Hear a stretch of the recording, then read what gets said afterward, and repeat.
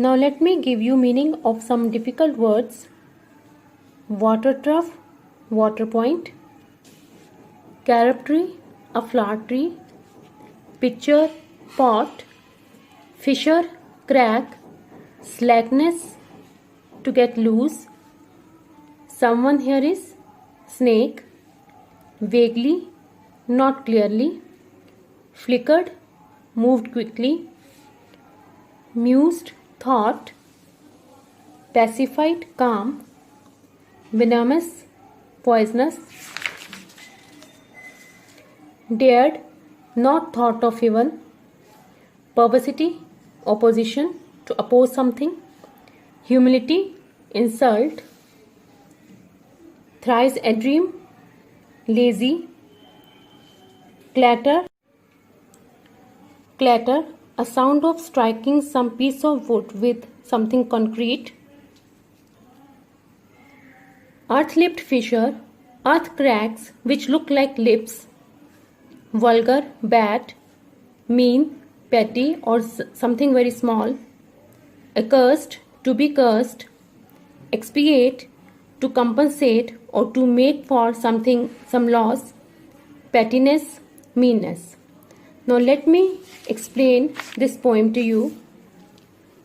The poem talks about the peaceful coexistence between man and the other creatures in the world.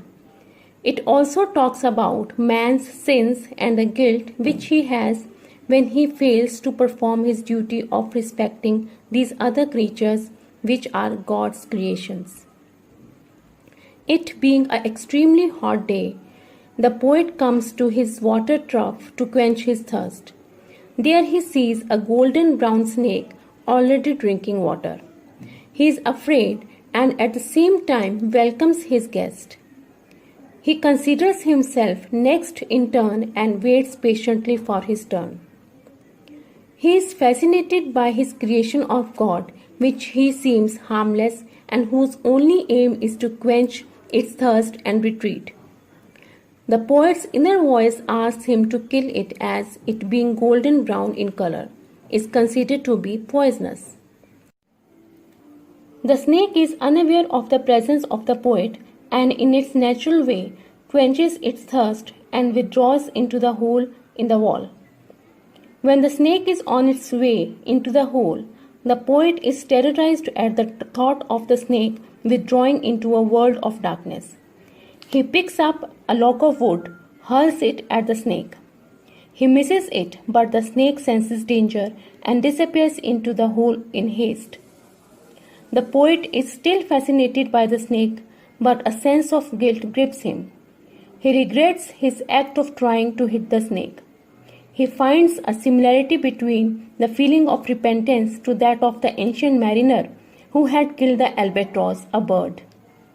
He considers his act to be wrongful to hit his guest. He wishes that the snake comes back so that he can apologize to him and make amends for insulting the uncrowned king in exile in the underworld due to be crowned again.